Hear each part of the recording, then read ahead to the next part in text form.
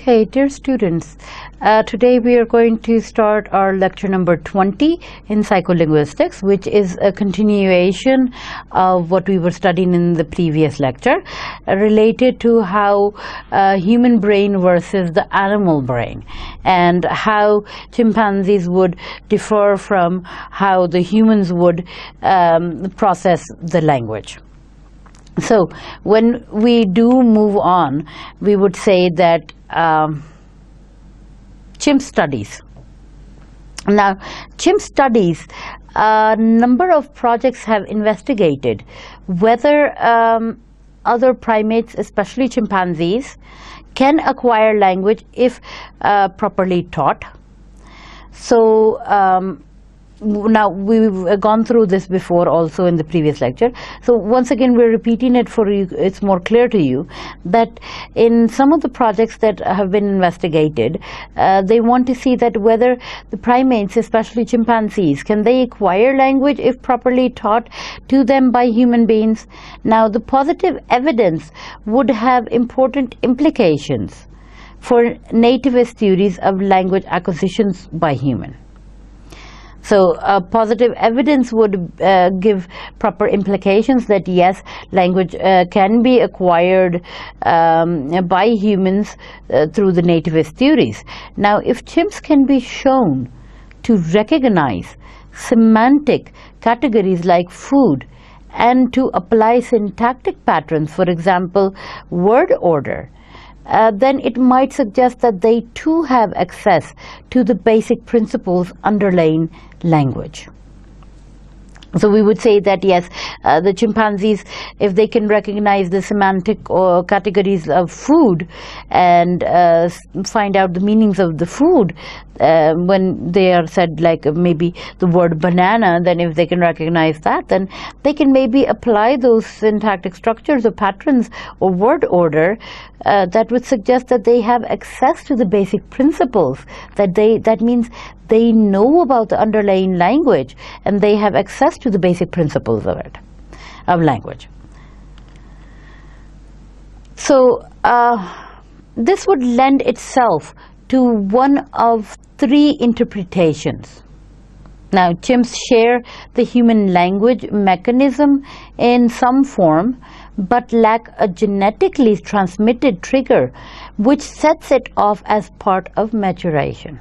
So we would say that if we would divide it into three interpretations, three things that we could explain it in, that a chimpanzee maybe can share a human language mechanism. It can maybe share it in some sort of form, but it can lack the genetically transmitted trigger which sets off as part of the when you're becoming mature. Like a human, when an infant is acquiring a language, then by the time the infant starts growing and becomes mature, at that time the language acquisition also increases, and the way the brain works moves faster. So maybe the chimps can maybe follow some sort of mechanism like that, but they cannot develop their brains as fast as a human child can. So there is no innate mechanism peculiar to human beings. So acquiring a language depends upon the input a child receives. So language maps on the established cognitive operations which human beings share with other primates.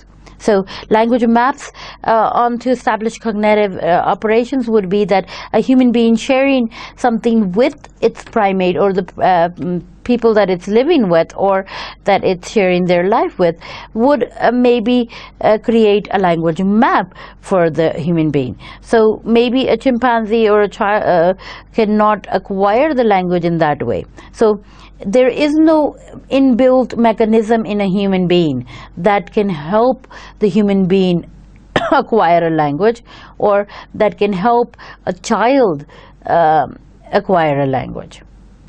So chimps do not have an appropriate vocal apparatus to produce the sounds of human speech. Now, early attempts were therefore made to teach them a modified form of sign language used by the deaf. So first of all, when the chimps started learning, when they started teaching the chimps the language, they didn't have any vocal apparatus that could produce the human sounds similar to how humans speak, or the sounds that produce speech.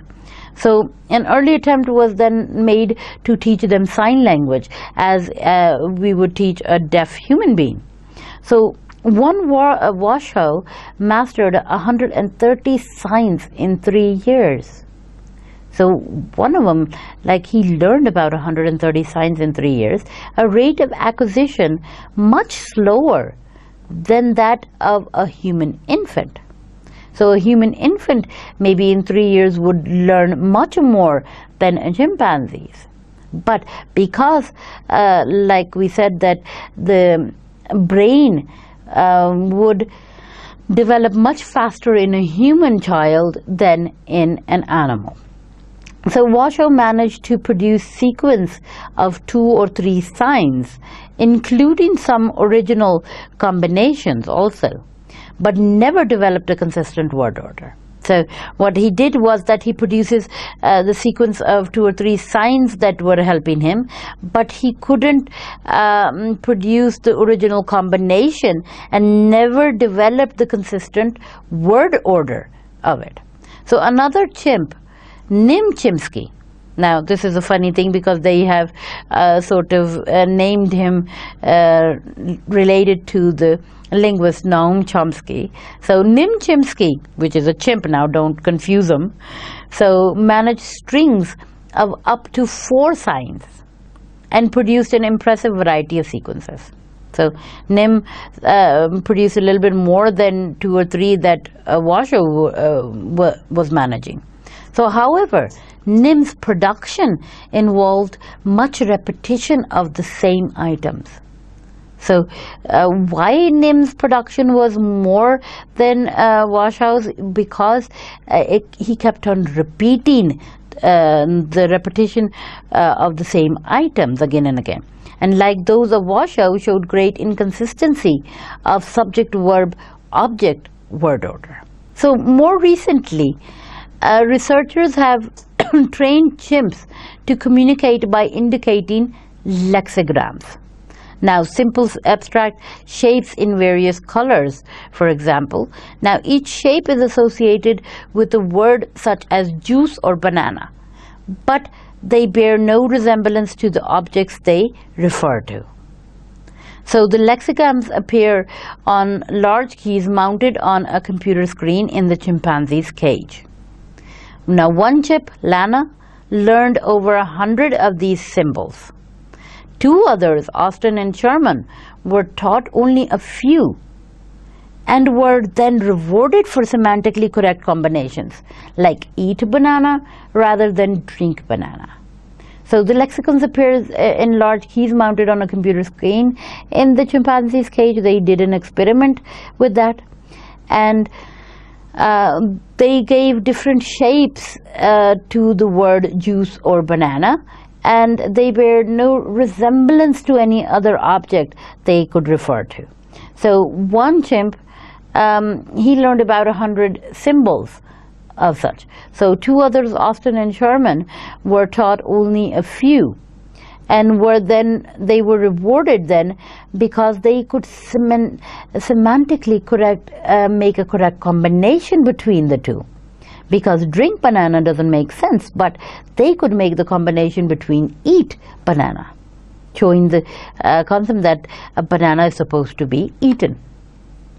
So after thousands of trials, they came to recognize these combinations, and importantly proved quick to categorize new items of food and drink when they learned them.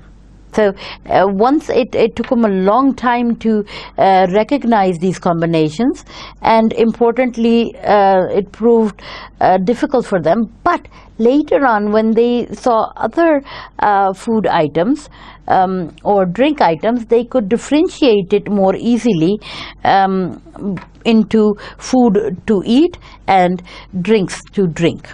Students, one of the most successful results then has been achieved with a bonobo or pygmy chimpanzee called Kanzi.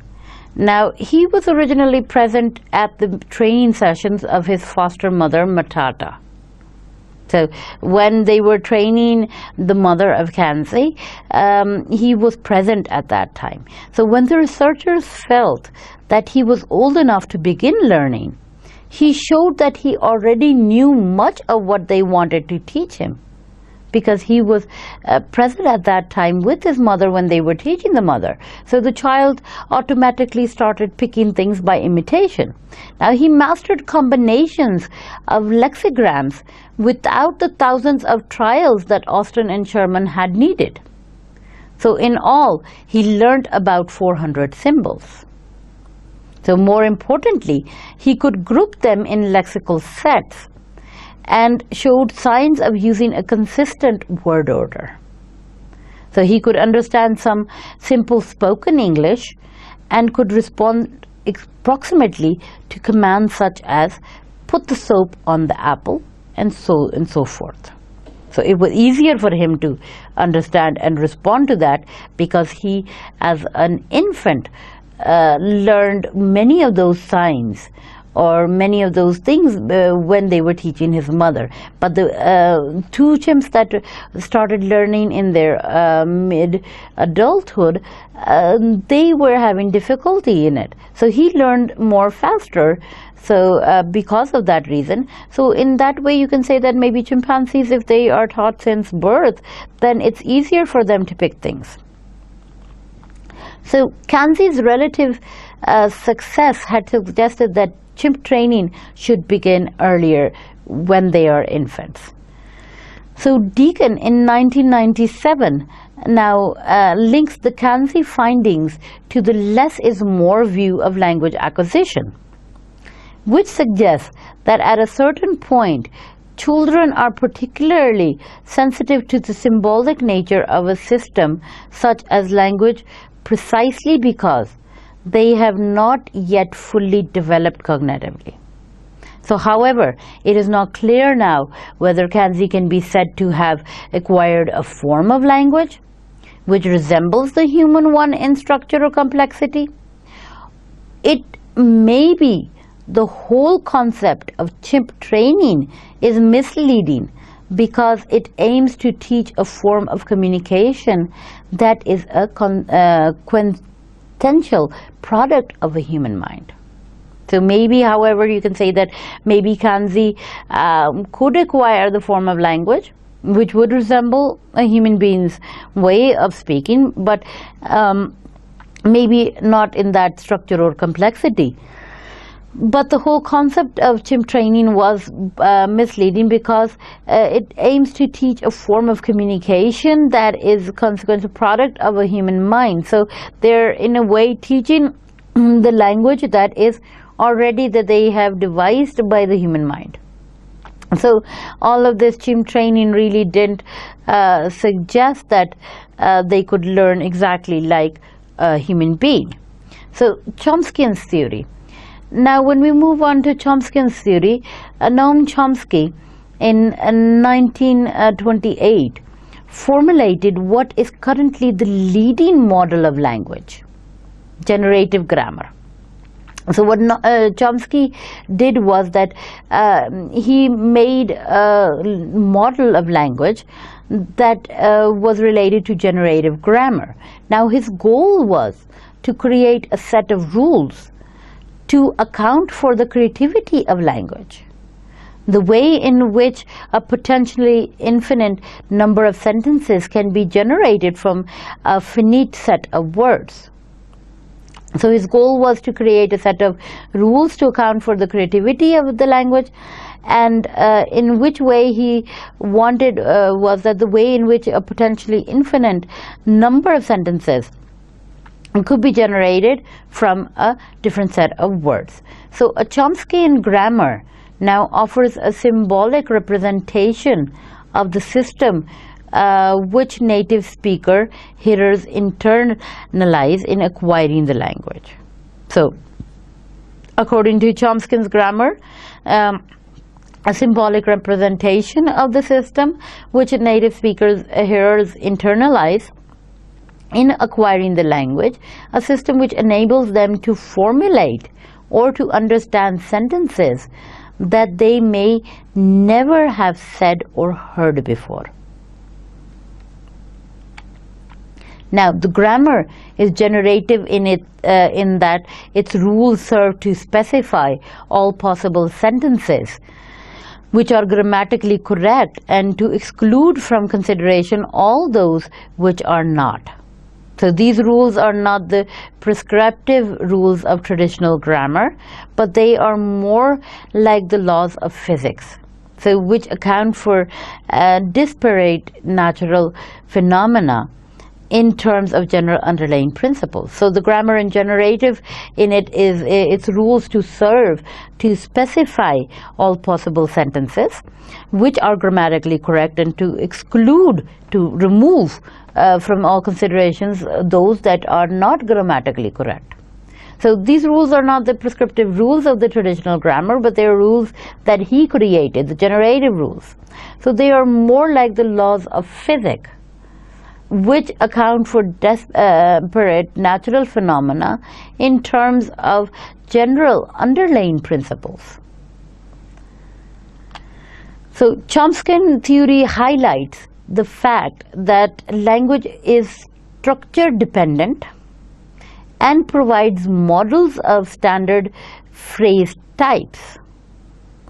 Now, these are taken to represent the underlying form of an utterance and its deep structure. So Chomsky theory would highlight the fact that language is structure dependent. So it does highlight that language has to have a structure. It cannot be spoken or written or read without a structure, and provides model of standard phrase types. And so different phrase types are used also. Now, these are taken to represent the underlying form of an utterance. So its deep structure. So sometimes they use it to represent the underlying form of how a word is spoken, or how the deep structure of that word is. So in the first version of the theory, a set of transformational rules showed how the user might reorganize the constituents of a deep structure string to produce a surface structure 1. So the first version of the theory, a set of transformational rules, would show that how a user might reorganize the constituents of a deep structure string, and how they would produce a surface structure 1 also. So for example, they showed in stages how a speaker derived a passive sentence from an underlying active form. So for example, what they're trying to show is that in stages, that how a speaker would derive a passive tense, how he would get a passive tense from an underlying active form. So current theory has replaced the cumbersome transformational rules with movement rules. So now the current theories have replaced the troublesome, cumbersome means something that is very difficult and troublesome, transformational rules with the movement rules. Now these show diagrammatically how the deep structure, now the D structure constitutes are moved to new slots to provide a derived S structure pattern.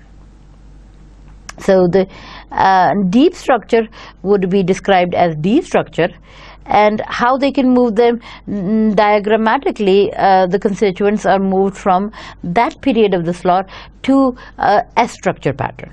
Now see how a WH, a what question, is derived from the D structure string. Now Sarah is reading what?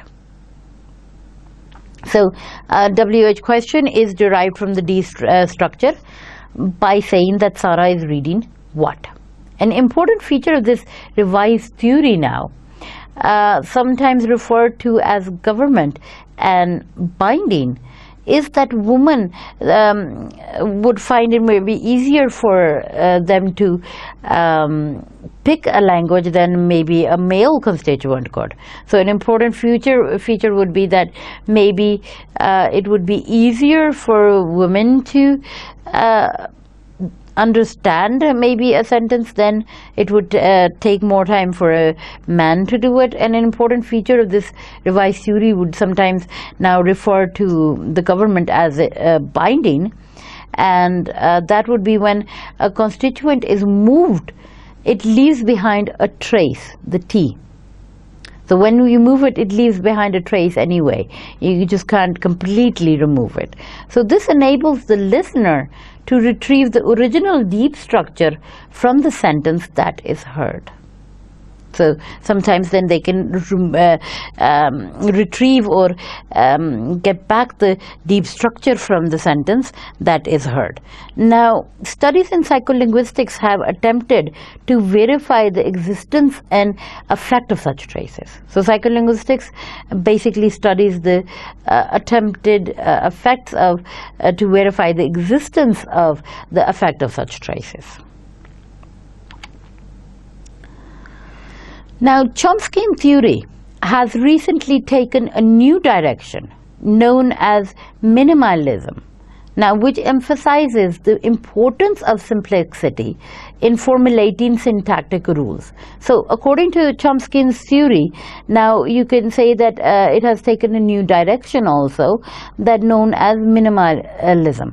Now, in minimalism, that means that which emphasizes the importance of the simplicity in formulating syntactic rules, shows the how you can emphasize the importance of the syntactic rules and how they are formed more simply than in a complex way.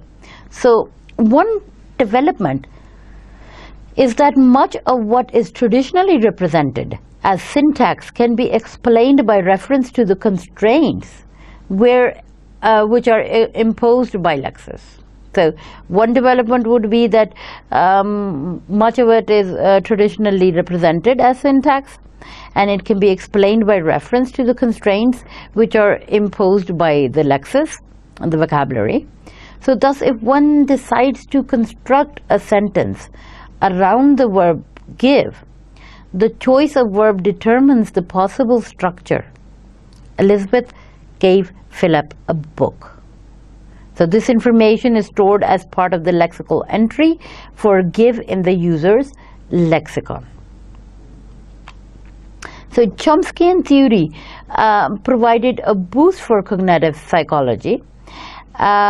Let's say because they were sort of learning about the cognitive psychology at that time. So when Chomsky provided his theory, it sort of enhanced that study. So it moved the discussion on from the simplified accounts provided by behaviorism and redirected attention to the mental processes involved in the production and understanding of language. Processes which behaviorism regarded as inaccessible or non-existent. So it moved the discussion. They said when Chomsky's theory was given, it moved the discussion from the simplified accounts by the accounts that were simply provided by behaviorism, and then it sort of shifted the attention to the mental processes involved in the production of language and how the language is understood. So these processes which the behaviorism regarded as inaccessible or non-existent, because according to behaviorism these things don't exist.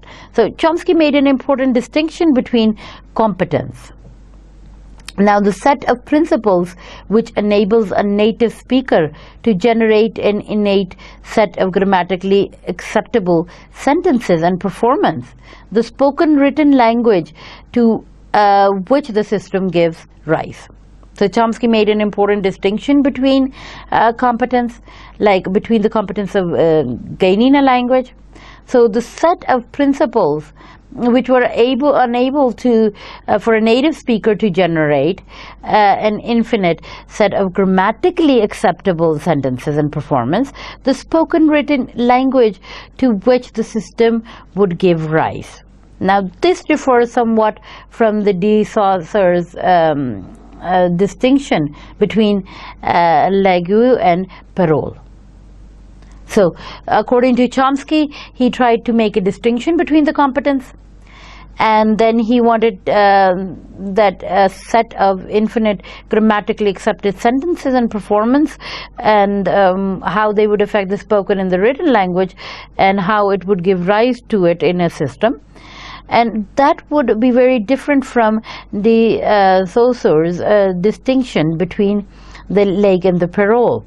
Now, where the Saussure defines langue in relation to the speech community, which shares the language in question, Chomsky relates competence to the individual user of the language.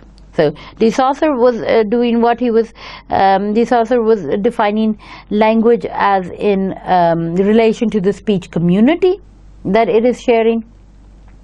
But Chomsky was relating the competence to of an individual user, or how an individual user, how competent that individual user is with the language. So Chomsky argues that linguistic theory needs to be based upon competence, not performance. So according to Chomsky, his linguistic theory said that that needs to be based upon competence and not performance. It needs to be how competent the person is or how accurate he is, and not on the performance of the language. So the goal of the linguist should be to specify the means by which the native speaker or hearer constructs grammatically the correct sentences, rather than to analyze what he/she actually says. So the goal of the linguist would be to specify the means by which the native speaker or hearer constructs grammatically correct sentences. But rather than analyzing what he or she would actually say, they would just construct the grammatically correct sentences by analyzing exactly what the person is saying. So generative grammar thus assumes an ideal speaker-hearer, one from whose speech idiolectal, dialectal, and hesitational features have been removed. So generative grammar would thus assume that an ideal speaker or a hearer of a language, one which has speech idiolectal or dialectal, would be hesitational according to the features if the features have been removed from it. So it is here that linguistic approaches and psychological ones diverge. So that's how you can say that they diverge. So since the data upon which a psychologist traditionally works is provided by examples of human behavior and performance. So we would say that the linguistic approaches or the psychological ones diverge, or since the data used by a psychologist would traditionally work in a provided way for providing humans with examples of how to behave in the performance.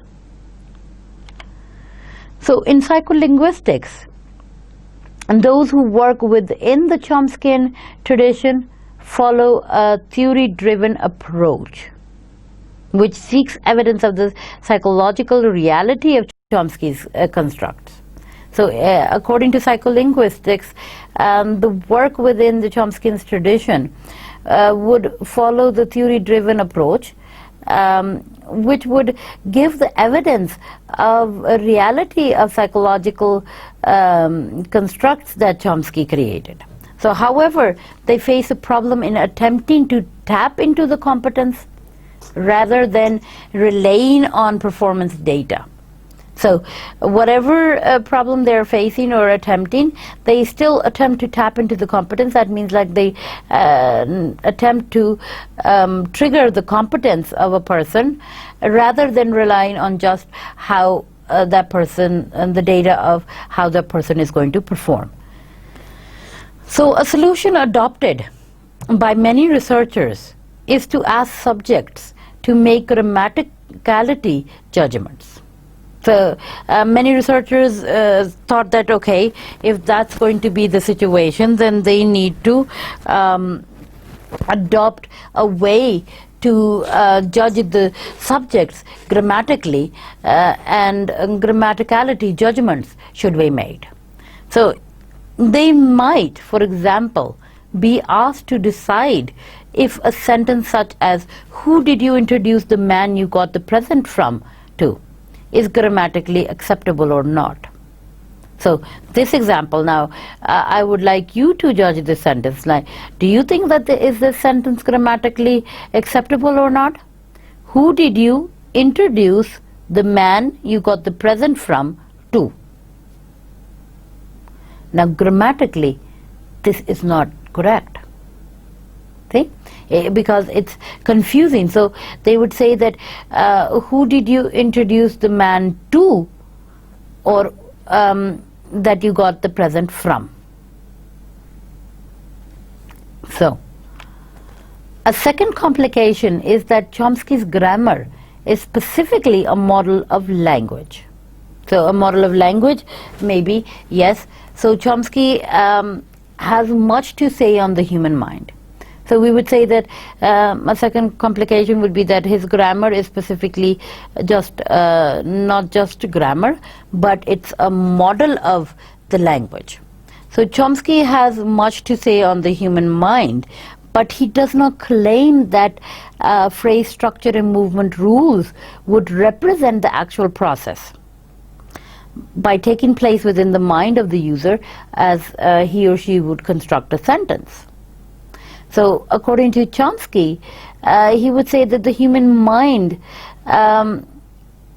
is much different, works much differently, but he does not claim that the phrase structure and movement rules represent the actual process taking place within the mind. So it's not just the exact phrase structure or the movement rules that one's mind is working on, but how a user, he or she, would construct a sentence, how they would construct a sentence, and how they would deliver the production of that sentence. So hence there is a discussion as to whether these generative rules are psychologically real or are they not real. So there is a discussion between that are these generative rules really psychologically real or not? Do they really have a psychological effect or not? So each research in syntactic parsing attempted to demonstrate that the complexity of a transformational rule did indeed influence the listener's ability to process a sentence. So the hypothesis was not supported. So in early research, syntactic parsing was attempted, that they wanted to demonstrate how difficult the transformational rule exactly was and how it would influence a listener's ability to process or understand a sentence. But this hypothesis was not supported. So Chomskyan thought has had a strong impact on psycholinguistics in the area of language acquisition. So according to Chomsky, his thought and his view had a strong impact and has strong reaction effect on psycholinguistics, especially in the area in which you acquire a language or language acquisition. So Chomsky argues strongly for a nativist view. Now his main point relates to the poverty of stimulus afforded by child directed speech. So his main point would relate to the poverty of stimulus which is afforded by child directed speech. So the language to which the infant is exposed in its early years could not possibly, he suggests, cover the whole range of possible sentences. So the language itself in an infant is exposed in early years, and it cannot possibly, as he suggests, cover the whole range of the possible sentences. So furthermore, it is degenerate in that it constitutes performance data. Now, complete and ungrammatical forms or hesitations or false starts, etc. So how then can the infant succeed in deriving competence from it in a comparatively short term. So then once again the question arises that how can an infant or a child succeed in achieving the competence in a comparatively short time, when furthermore that we would say that the ungrammatical forms of, or hesitations or false starts would affect the performance data. So Chomsky concludes that we can only account for first language acquisition by assuming that a child is born and an innate knowledge of the principles of language and a predisposition to employ them in analyzing the speech which it encounters. Chomsky would conclude that only for the first language, your native language, acquisition and assuming that a child is born with the inbuilt ability to judge the principles of a language and a predisposition to employ them, and he's at his will that he can apply those to analyzing the speech when which he encounters. So current theory attempts to bridge the gap between the universal principles with which we are born and the specific form of the language which we finally acquire. So current theory would attempt to bridge the gap, and we could say that between the universal principles with which we are born and the specific form of the language when we are finally learning that language. Now we are said to be endowed with a universal grammar, UG, in the form of an innate awareness of the nature of language and the various forms of the language adopts. So okay, maybe we can say that in one point that a human being has an inbuilt ability or an inbuilt awareness for universal grammar. But once again, a child is not born with that inbuilt ability to use universal grammar. Yes, but when we learn the rules, then yes, we become aware of it. So it's an inbuilt awareness that would suddenly tell us that what sentence is grammatically right or what is not, and how when we are producing sentences that we automatically would turn to produce a sentence which would be grammatically right. So the various forms of language adopts also. So universal grammar is represented in terms of a set of principles common to all languages. So it's a set of principles which is common almost to all languages, and a set of parameters which are justified to reflect the characteristics of the specific language to which the infant is exposed.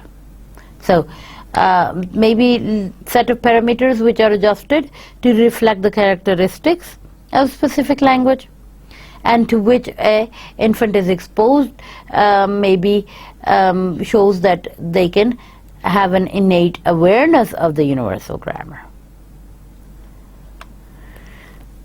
So we move on to cluttering then.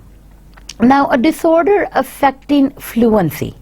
Cluttering would be a disorder that affects our fluency in speech, in which the sufferer attempts to speak too quickly. So they're cluttering too much, they're trying to speak too much at one time, and so they are mixing the words. So resulting in distorted articulation and disrupted rhythm. So cluttering would be that when we are trying to speak too quickly, we would distort our articulation. That means that the sounds produced would not be right, and then we would disrupt the rhythm of speaking also. So syllables may be truncated, words repeated, sounds omitted, or misarticulated. So syllables may be truncated, may be changed, words can be repeated, sounds could be omitted or deleted or misarticulated. So articulated. So it is possible that planning at the phonetic level is implicated. So maybe at a phonetic level we need to plan. So speech is uttered in staccato bursts which sometimes interfere with syntax. So sometimes we have certain bursts of uttering a word which would maybe interfere with the syntax. Now, as the utterance proceeds, the speaker may well speed up festination rather than slowing down. So cluttering sometimes would occur in conjunction with stuttering. So we can maybe say that when a person is stuttering, or when he can't clearly say a word and he gets stuck at something, then that would sometimes create a conjuncture and cluttering. And one possible cause would be brain damage for stuttering. So, cognition. Now, the use of handling of knowledge. Hence, for example, the faculty which permits us to think and reason. So, the use of handling knowledge, cognition would be how we handle the knowledge. Number A would be the faculty which permits us to think and reason. So, the part in our brain that helps us think and try to reason with something. And the process involved in thought and reasoning, and how thought is involved and how we would reason about something. So it is sometimes contrasted with metacognition, which can be defined as thinking about thinking. So sometimes we can contrast the metacognition also, and we could define it as thinking about thinking. So we're thinking about what we are thinking. So, and involves pre-planning a cognitive process, something that how to handle the knowledge, a process of how to handle the knowledge. So, exercising control over the process or taking steps to ensure that its results are stored long term. So, another way would be that exercising control over the process or taking steps would ensure, would make it able to, that a result can be stored on a long term. So, metacognition involves some degree of awareness, whereas cognitive processes may not be available to report. So, metacognition would involve a degree of the awareness towards this, whereas a cognitive process would not be available to report on it. So a knowledge of how to handle the knowledge, that is not going to be possibly available for a person to see. So an important issue is whether language is part of general cognition or is it a separate faculty. So when we say that metacognition would involve the degree of awareness and cognitive process cannot report, so an important issue would be that is language a part of general cognition? Or do you think it's a separate faculty or separate thing? I would like you to think about that so that you can self-answer yourself for that question. Now, one argument supporting the latter, the modular view, is the fact that all normally developing infants would achieve a first language whatever their cognitive capacities in other areas. So in one argument we would say that supporting the latter would be modular view is that all normally developing infants would achieve a first language whatever their cognitive capacities are in other areas. It doesn't matter, like a cognitive capacities of a child wouldn't make a difference in how the child would acquire the language. So that would be one view. So cognitive psychology then, if we go ahead and see that in cognitive psychology, the study of human mental processes and their attributions to thinking, sensation and behavior. So cognitive psychology would relate, it's a knowledge of how to handle the knowledge of psychology. So the study of human mental processes, how the mind works or how the mental processes work and their contribution to thinking, sensation and their behavior. Now the discipline is often traced back to Wundt, who founded a psychology laboratory in Leipzig in 1879.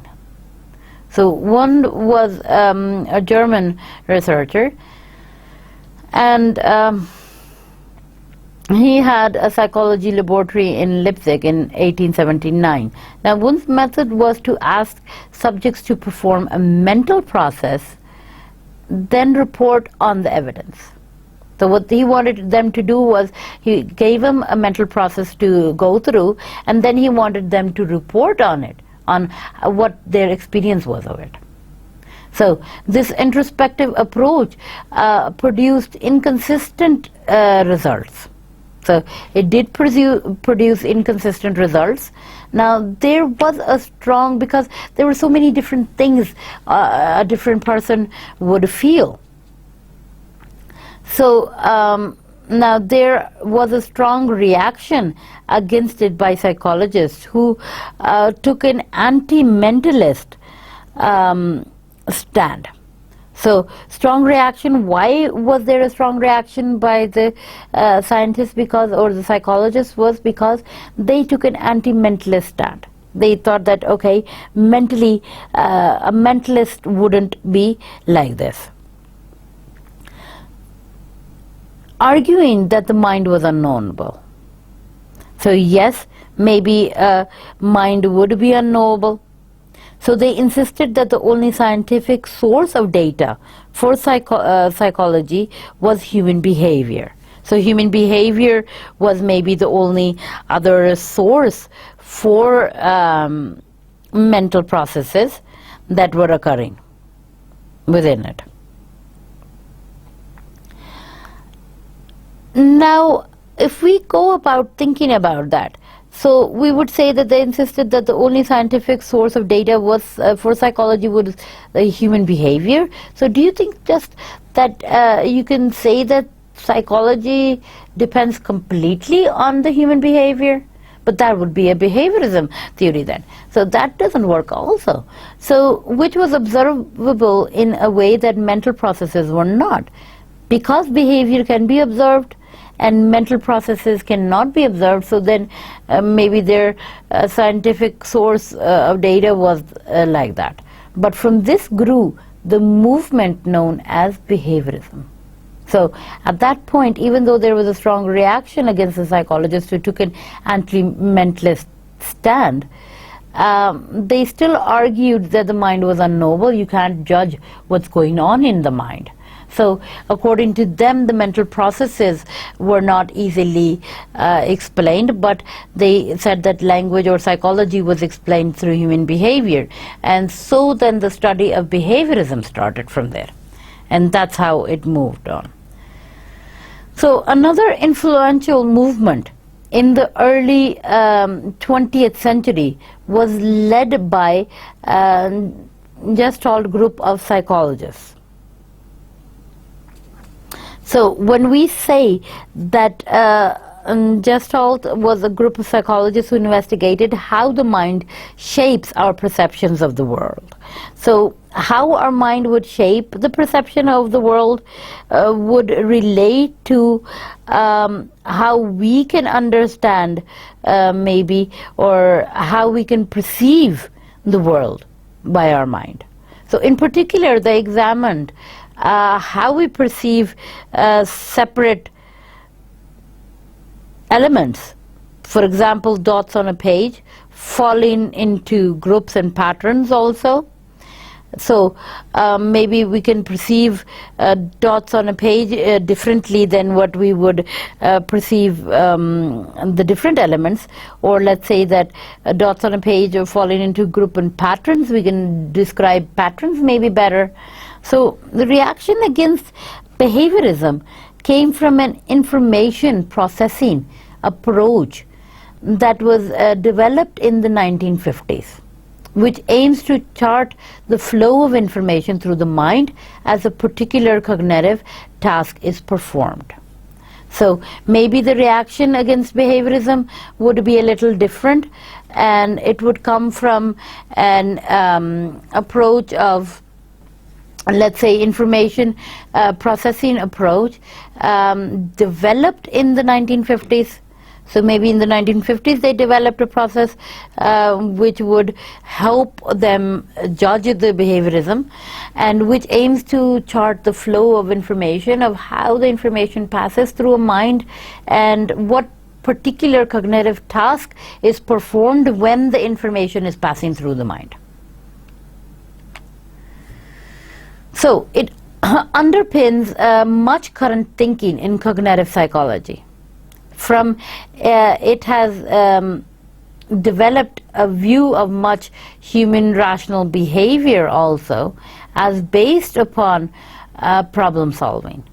So this has especially informed research into the nature of expertise. So a recent movement, let's say, so it would underpin much current thinking in cognitive psychology. That means that it would give us a clear view of how cognitive processes in psychology work. So from it has developed a view of much human rational behavior as based upon problem solving. So maybe problem solving would be a little different. Now this has especially informed research into the nature of expertise. So from it would be a developed view of the human beings, and a recent movement in cognitive psychology has been connectionism, an attempt to model in computer programs the neural networks which form the basis of the operations of the brain.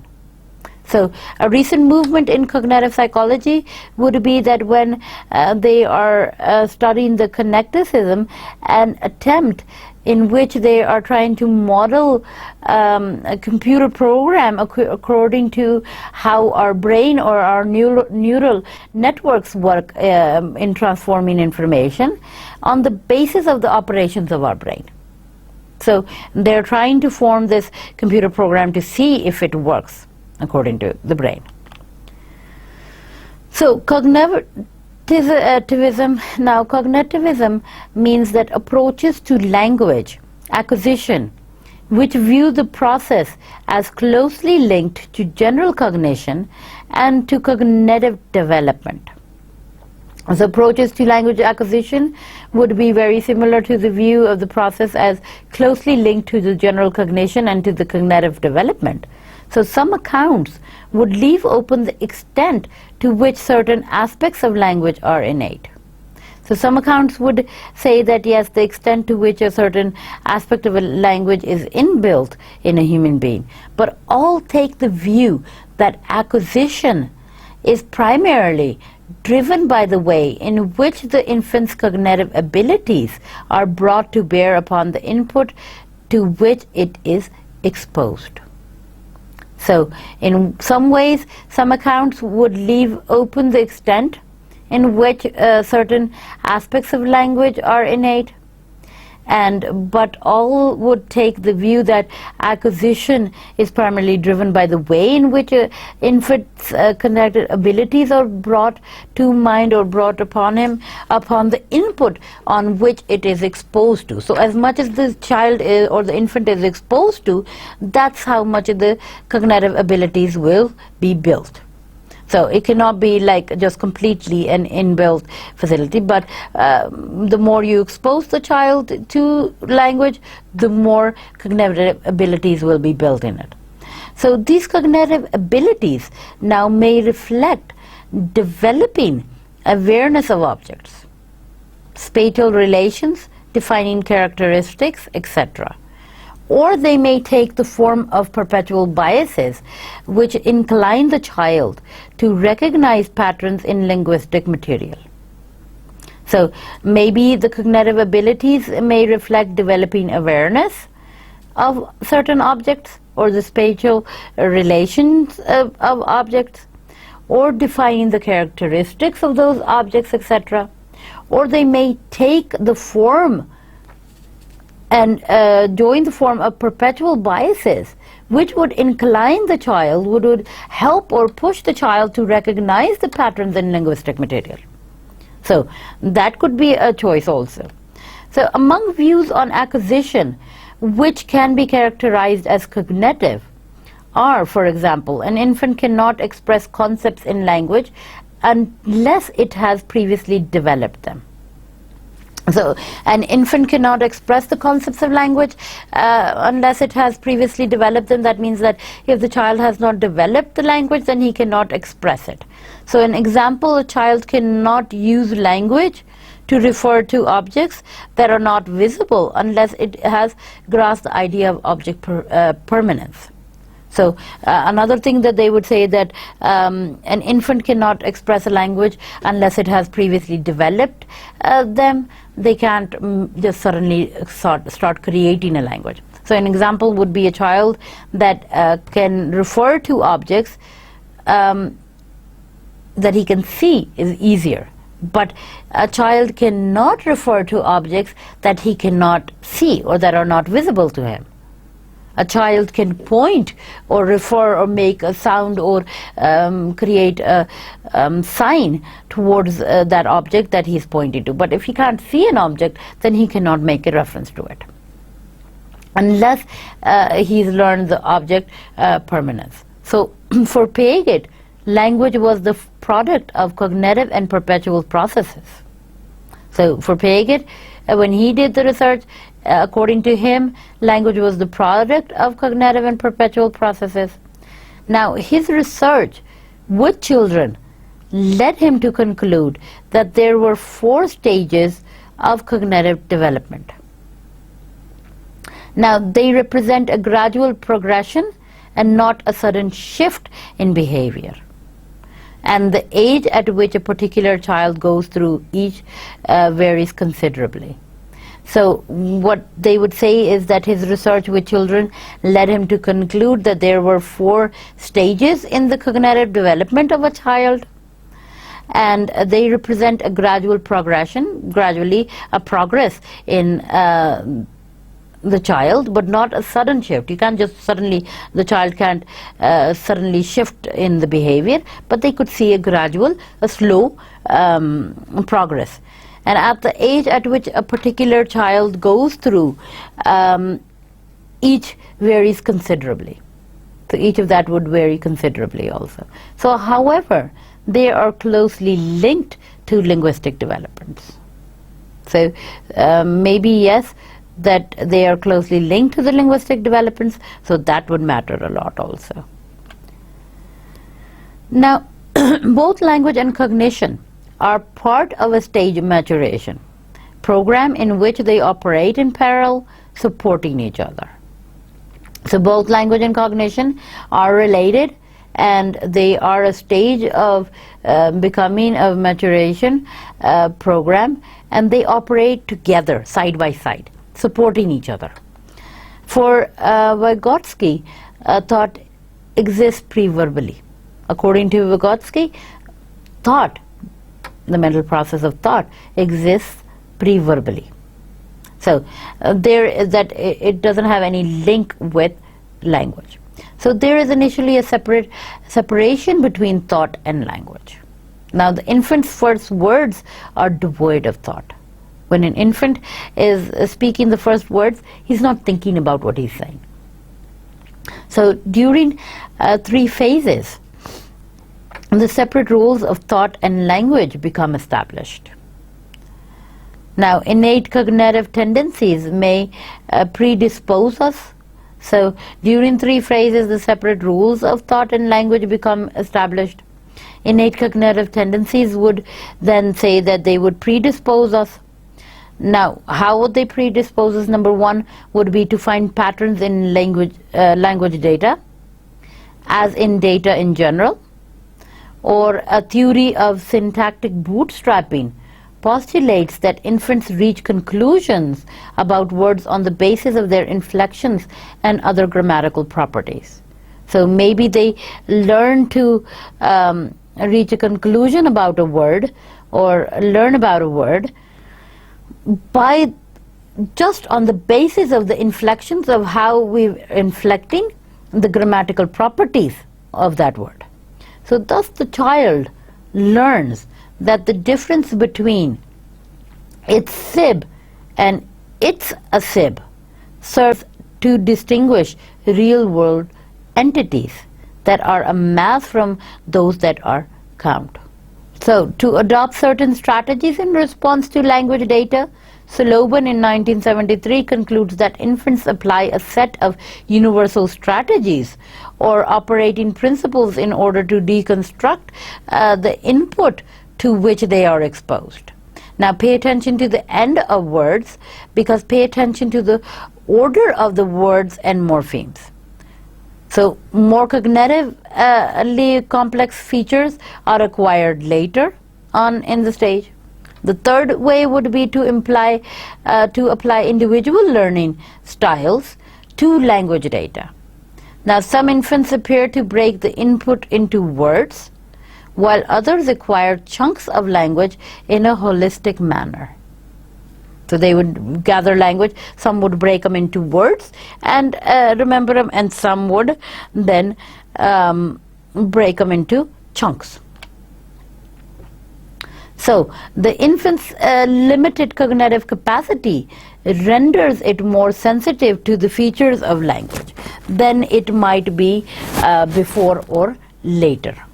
So the less is more argument holds that it may be very in limitations of the infant's early cognitive state, which enables it to identify structure in language and to recognize that language constitutes a set of interrelated symbols.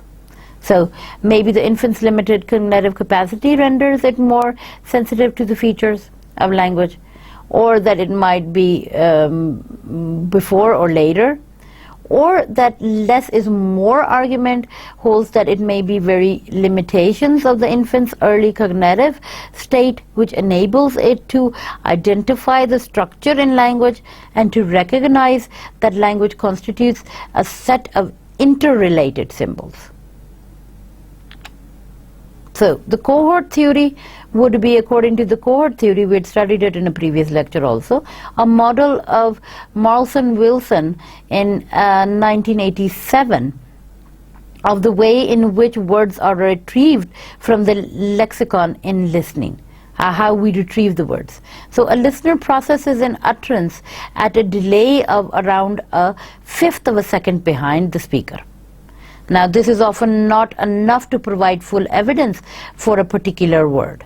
So cohort theory adopts the hypothesis that the listener retrieves a set of words, a cohort, which match the evidence of the signal so far. So thus on hearing the phonetic string, we would say that they would retrieve cap and capital, or Capricorn or capture or captain or captive, etc. as word candidates. So if the next sounds prove to be T and L, the cohort would narrow to captain, T or I, and then, or captive and captivate. So finally the sound N would mark a uniqueness point, where only one word match, captain, was possible. So the uniqueness point of the word is not necessarily its last for name, for example. So the word psychology becomes unique at the I. So students, when we would go according to the cohort theory, then a major objection to the early version of cohort theory was that it was heavily dependent upon correct identification of word initial phonemes. And if a slip of the tongue led a speaker to produce a cigarette rather than cigarette, the appropriate cohort would not be selected. So in addition, account needs to be taken of phonetic accommodation, which leads many words to diverge from their citation forms when they occur in connected speech.